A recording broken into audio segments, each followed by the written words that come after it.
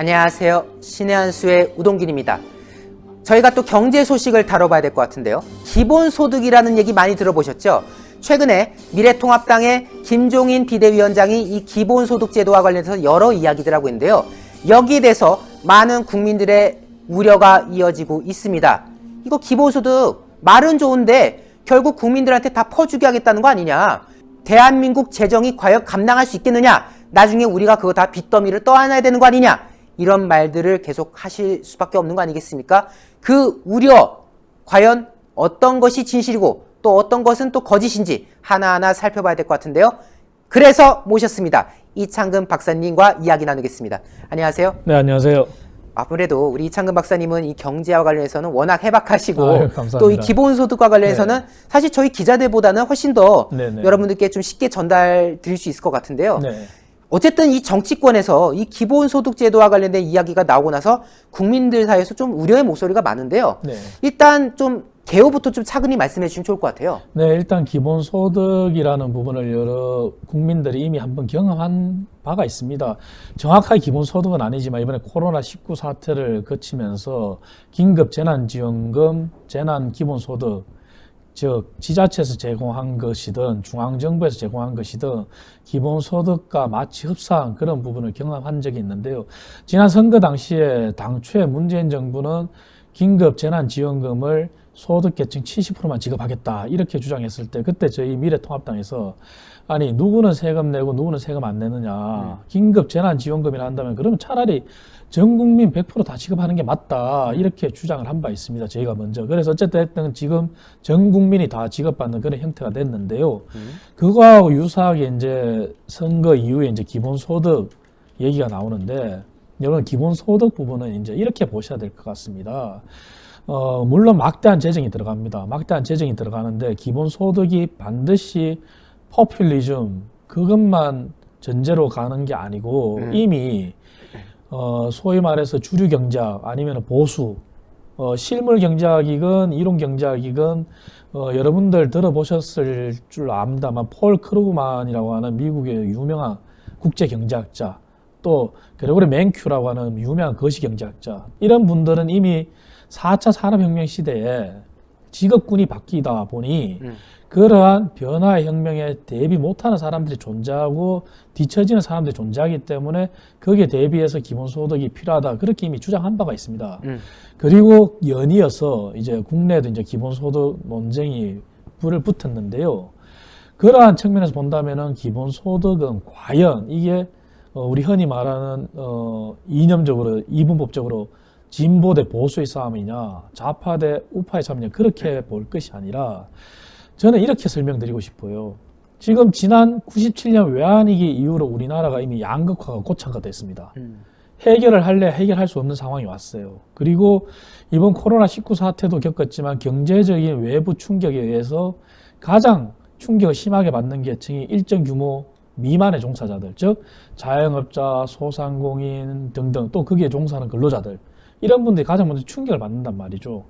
그러면 이러한 양극화 시대에서 이미 현재의 경제 정책이라고 할 수 있는 재정정책의 가장 좋은 수단이 결국은 조세라고도 볼 수 있는데요. 조세의 형평성이나 이를 통한 부의 재분배 기능이 사실은 지금 현재 무너졌다고 볼 수 있어요. 그 무너진 게 왜 무너졌느냐? 기존의 변화하는 경제 사회 환경에 따라가지 못한 측면도 존재하지만 여러분들이 우려하시는 것처럼 기본소득도 그러한 측면에서 우려하시는 것처럼 그간에 무상 복지 시리즈 수없이 나왔지 않습니까? 그렇죠. 시기와 환경과 사회 경제 변화에 맞지 않게 막 쏟아내다 보니 각종 수당, 각종 급여 이러한 복지 포퓰리즘이 무수히 많이 진보나 뭐 좌파나 이런 쪽에 나오다 보니 그런 걸 너무나 적극적으로 수용하고 확대하다 보니 사실 조세 형평성이라든가 또 조세를 통한 부의 재분배랄까 이런 게 무너졌다고 저는 보는 겁니다. 그래서 이런 상태에서 기본소득을 논의하는 것은 어떻게 보면은 시적절할 수 있습니다. 양극화 해소에 바람직한 방향일 수 있고 하지만 기존의 복지를 놔두고 논의하자는 게 아니다. 그렇게 해서는 안 되겠죠. 그렇죠. 그래서 문제는 기존의 모든 복지, 이러한 예산들, 즉 기본소득을 논의할 때는 이미 우리 소득 분위를 5분위로 나눌 수도 있고 10분위로 나눌 수 있는데, 가장 못 사는 계층부터 가장 잘 사는 계층을 할 때 10분위로 흔히 한다고 했을 때, 이 소득 분위 계층별로 이렇게 얽혀있는 그러한 각종 정부의 지원, 즉 국민 기초생활수급자나 차상위 계층한테는 우리가 4대급이라 그래서 의료급여, 주거급여, 교육급여, 생계급여가 나가지 않습니까? 네. 그리고 각종 보조금, 수당들, 그리고 최근에 기본소득과 유사하게 각 지자체에서 경쟁적으로 도입하고 있는 게 또 어떤 특정 직업군에 해당하는 농민수당 같은 거, 이런 것도 기본소득의 한 종류로 볼 수도 있는 겁니다. 이러한 모든 복지 예산, 복지 정책이 소위 테이블 위에 올려놓고 대해부를 해야 됩니다. 기본소득을 도입을 전제로 한다면. 그래서 기본소득을 도입이 된다면 기본소득을 베이스로 해서 그 위에 모든 복지 정책, 복지 예산이 재설계되어야지만 그럴 때 기본소득이 정말 국민적으로 합당하게 지지를 받을 수 있는 것이죠. 그래서 그 전제가 먼저 필요한 것입니다. 그래서 저는 기본소득에 관해서 세 단계로 좀 설명드리고 싶은데요. 네.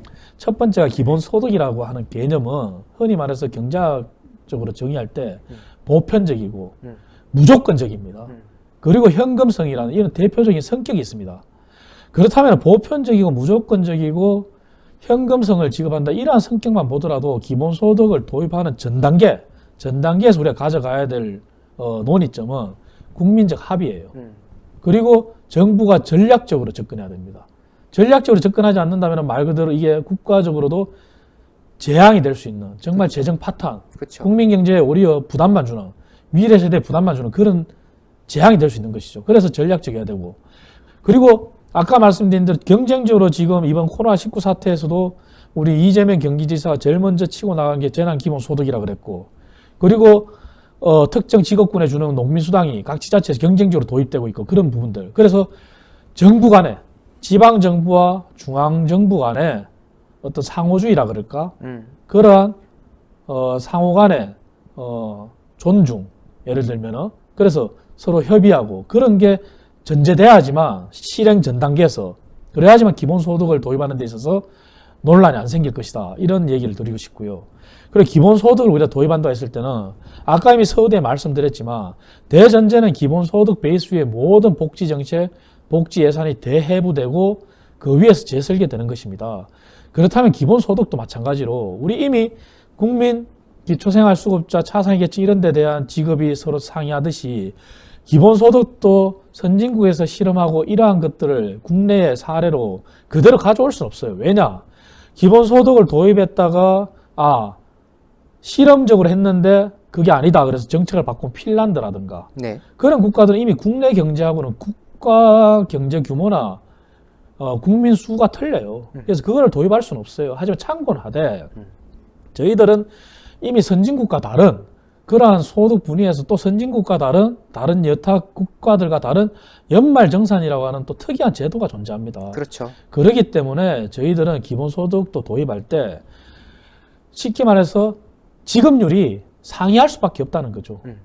설계할 때 모든 국민이 이번에 재난지원금 줄 때 거의 균등하게 주는 것처럼 그게 아니라 기본소득도 복지 정책, 복지 예산을 대해부하자는 전제에서 도입한다면 기본소득도 전 국민으로 대상을 도입하되 지급률이 서로 다르게 가야지만 기존의 복지 정책을 다 우리가 재설계, 재해부하더라도 기본소득을 도입하는 데 있어서 타당성과 설득력이 존재하는 거죠.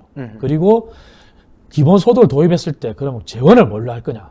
그거는 기존의 조세를 늘리지 않고 세금을 늘리지 않고 갈 거냐? 아니면은 정세를 하면서 갈 거냐? 그런 부분들에 대한 실행 단계에서 논의가 있어야 될 것이고요. 그것도 또한 직접세로 갈 거냐, 간접세로 갈 거냐, 그러한 디테일한 논의가 있어야 되겠죠. 그리고 기본소득을 도입했을 때 이미 국가 채무 40%는 문재인 정부 들어와서 깨졌습니다. 네. 이미 국가 채무 GDP 대비 40%가 아니라 46%, 이제 50% 넘었을 건데요.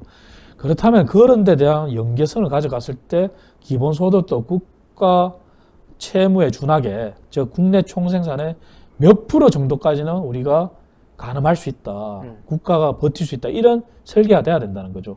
그래서 실행 단계에서 이러한 조건들이 들어와야지만 기본소득을 도입했을 때 기존에 한 번 준 거는 국가가 뺏는다는 게 설득력이 없지 않습니까? 국민들도 반발이 날 것이고 그게 정책 집행에 있어서 가장 딜레마 중에 하나인데 그렇게 가야지만 복지 정책을 재설계했더라도 기존에 받고 있는 수혜 계층들이 수긍을 한다는 거죠. 그런 부분들이 논의돼야 될 거고요. 그리고 마지막으로는 기본소득을 도입할 때 아까 소득분위 말씀드렸는데 소득분위가 10분이라 그러면은 우리 소득분위 10분위 계층하고 우리가 세금을 낼 때 기준으로 하는 과표 기준이 서로 틀려요. 쉽게 다시 말씀드리면은 소득 분위별로 우리가 복지 정책을 할 때도 수당을 어느 계층에 얼마 주고 각종 급여를 얼마만큼 주고 이런 것들이 나와요. 그런데 연말정산에 막상 들어갔을 때 우리 세금을 내는 기준, 과표 기준을 보면은 소득 분위의 구간하고 과표가 되는 나의 소득 구간별로 세금을 내는 구간하고 이게 서로 맞지가 않는 거죠. 그렇죠. 그래서 이런 부분들도 서로 조율을 해야지만 우리가 기본소득 도입을 전제로 한 복지정책 재설계, 복지예산 대해부라는 게 맞아떨어지고 거기에 따라서 조세도 아까 말씀드린 대로 정세를 할 거냐, 정세를 하지 않고 갈 수 있는 거냐 이런 것들도 과표와 수혜 계층의 지급 기준인 소득 분위와 이게 서로 유사하게 한번 접목을 시켜서 연구할 필요가 있다는 거죠. 그래서 이런 것들이 대전제가 돼야지만 기본소득을 논의할 때 아마 설득력이 있는 것이고 그리고 기본소득은 어쨌든 이렇게 가야지만 양극화 해소를 위해서 우리가 조세의 형평성과 부의 재분배 이런 것들을 기본소득을 통해서 어느 정도 소기의 성과를 달성할 수 있다는 것이죠. 그리고 마지막으로 도입한 이후에 4, 5단계에서는 정말 이렇게 도입했을 때 재정 지출이 매몰 비용이 되지 않게 효과가 날 수 있는 것처럼 재정 성수라든지 재정 지출에 의한 정말 소비 성수 이번에 긴급 재난지원금 도입해서 소비가 많이 늘었다는 이런 보도가 나오는 것처럼 이게 정확히 분석이 나중에 될 겁니다. 이것처럼 국민들의 소비 성수가 얼마나 늘었고 재정 성수가 얼마나 늘어서 국민 경제 국내 총생산에 과연 얼마만큼 기여가 됐다 이런 게 정확히 평가가 돼야 된다는 거죠. 그래서 이렇게 실행 전 단계, 실행 단계, 실행 후 단계 이렇게 구분했을 때 우리가 고려사항을 엄밀히 따져서 연구해야지만 기본소득 도입이 타당성이 있는 것이고 또 다시 한번 강조하지만 기존의 복지정책, 복지예산 대해부라는 이런 게 가져가야지만 기본소득 도입에서 국민들이 납득할 수 있고 그리고 미래 세대 부담도 안 되고 이렇게 전제가 가는 거지 이게 아니라 민주당이 주장하는 것처럼 모 의원이 그랬지 않습니까? 미래통합당하고 통합해야 되겠네 이런 식의 비꼬는 식이 아니라 민주당은 복지 포퓰리즘의 정책을 놔두고 또 기본소득 논의하자는 거 아니겠습니까? 그렇죠. 그런 형태는 아니라는 거죠. 그거는 국가가 가늠할 수도 없고 견딜 수도 없습니다. 지금 이창근 박사님께서 말씀해 주신 게 결국 이거지 않습니까? 복지와 기본소득을 뭐 다 가져가자 그런 개념이 아니라 기본소득제를 만약에 도입하게 된다면은 뭐 이런 말들 있잖아요. 복지 서비스라는 거는 결국 정부의 비효율성이 따를 수밖에 없는 건 상황이고 더군다나 이 문재인 정권하에서 지금 복지 정책 하는 거 보면은 복지를 한답시고 지금 너무 돈이 쓸데없이 낭비되고 있지 않습니까? 그렇게 해서 돈 날리지 말고 그 복지 정책이라고 지금 나온 것들 다 수술대 올려가지고 버릴 거 다 버리고 복지 할 것만 정말 할 것만 몇 가지 딱딱 남겨놓고 그리고 거기서 나온 재원 이것을 토대로 우리가 기본소득으로 가자 뭐 이런 지금 취지 아니겠습니까? 그렇습니다. 그래서 어쨌든 쉽게 설명하면 말씀하신 그 부분이 맞고요. 그래서 어쨌든 기본소득이라는 거는 복지정책, 기본소득을 도입을 전제로 한다는 거는 복지정책, 복지예산 재설계, 대해부를 따라와야 되는 필수 불가결한 필요 충분 조건입니다. 그래서 두 개는 같이 그렇게 연계되어 있는 것이고 그래서 기본소득을 우리가 논의할 때 다시 말씀드리지만 국민적 합의가 그래서 필요한 것이고 정부는 정말 설계해서 정부 재정 지출이 복지 재정이 매몰 비용이 되지 않게끔 정말 경제 성장에 갈 수 있게끔 기여할 수 있게끔 가야 되는 것이고 그리고 사후에도 기본소득을 전제로 했을 때는 정말 국가가 부담 가능한 그리고 국민들이 부담 가능한 그런 조건으로 가야 되는 것이죠. 그리고 기본소득이라는 게 우리가 자꾸 경계만 하고 그럴 게 아니라 이제는 정말 이제 다시 한번 진지하게 논의를 하되 그러한 복지 예산, 복지 정책 그런 걸 재논의하는 선에서 한번 정말 국민적 합의를 이룬다면은 한국형 기본소득이 나올 수도 있는 겁니다. 그리고 우리가 여러분들한테 하나만 더 말씀드리고 싶은 것은 지금 민주당이 가져가고자 하고 그리고 그간에 도입했던 모든 복지 포퓰리즘이 이번 기회에 어떻게 보면 제대로 정립이 될 수 있다는 거죠. 이 기본소득을 빚제 이유로 예. 해서. 그런 차원에서 논의를 해 나간다면은 지금 당장에 문재인 정부의 문제점이 그런 거 아니겠습니까? 내가 임기가 얼마 안 남았으니 모든 걸 내 임기에 마치겠어. 이러다 보니까 우리가 그간에 SOC 투자도 많이 지적했지만 SOC를 투자한다고 하면서 예비 타당성을 없앴지만 과연 그게 없앨 문제냐 이런 논쟁도 본의 아니게 했었던 것이고 그리고 그게 마치 어느 지역에 총선용 아니면 지방선거용 특혜로 비치기도 했었던 것이고 그래서 자기 임기 내에 다 끝내겠다 그런 자세를 버리고요. 정말 국가 100년 대계를 설계한다는 전제하에 그리고 기본소득은 단순한 경제정책, 재정정책이 아닙니다. 그것은 노동정책과도 결부되어 있는 것이고 이미 복지 얘기했지만 복지정책과도 결부되어 있는 것이고 더 나아가서는 교육정책과도 결부되어 있는 것입니다. 그래서 이 네 개가 연결된 상태에서 우리가 냉정하게 정말 머리를 맞댄다면 이것은 재앙이 아니라 하나의 미래 사회에서 대한민국이 정말 양극화를 해소하고 함께 나아갈 수 있는 그런 대안이 될 수 있는 것이죠. 그러한 전제하에 국민 여러분, 시청자 여러분들이 받아들여 주시고 논의를 진지하게 우리 여야나 더 나아가 학계나 사회 전체가 해나간다면 충분히 논의할 수 있다는 것이죠. 그래서 어느 한쪽에서 내가 다 할 거야, 민주당이 내가 내 임기 할 거야 그런 식으로 기존의 복지 정책 놔두고 무조건적으로 도입하겠다? 그거는 절대 금물인 거죠. 맞습니다. 오늘 우리 박사님께서 기본소득과 관련해서 어떠한 방향으로 가야 되는지 어떠한 방향으로 정치권에서 이야기가 돼야 되는지를 그 기준을 좀 제시해 주신 것 같은데요. 시청자 여러분들께서도요. 이 기본소득에 대해서 한 번 더 주의 깊게 관심 가져보시고 또 앞으로 정치권이 어떻게 이 이야기를 풀어나갈지도 한번 지켜봐야 될 것 같습니다. 박사님 오늘 말씀 너무나도 감사합니다. 네, 감사합니다. 제가 봤을 때는 오늘 이 영상 굉장히 중요한 것 같습니다. 추천이 너무 중요할 것 같은데요. 회색 엄지 안 됩니다. 한번 눌러주셔서 파랗게 추천 꼭 눌러주셔서 이와 관련된 영상들이 외부로 많이 알려질 수 있도록 여러분들의 성원이 필요할 것 같습니다. 기본소득, 저는 만약에 이 문재인 정권의 말 같지도 않은 복지 포퓰리즘을 방치해놓고 이걸 추진한다고 하면요. 어떻게든 저희는 반대할 겁니다. 하지만 만약에 이 정권이 지금 벌이고 있는 복지 그 말도 안 되는 것들을 다 뜯어고치고 뜯어버리고 그 빈자리를 기본소득으로 채우겠다 한다면은 그거는 우리가 진지하게 생각해 볼 필요가 있겠습니다. 왜?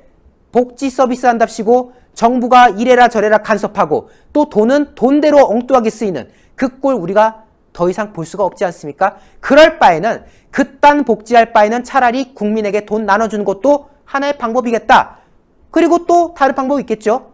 차라리 그럴 바에는 세금을 줄여라. 그런 여러 가지 경우가 있는 거 아니겠습니까? 어쨌든 신의 한 수는 경제에 관련된 소식도 계속해서 여러분들께 하나씩 전달드리도록 하겠습니다. 추천 꼭 눌러주시고요. 구독 안 하신 분들 구독 버튼도 꼭 눌러주셨으면 좋겠습니다. 여러분 대단히 감사합니다.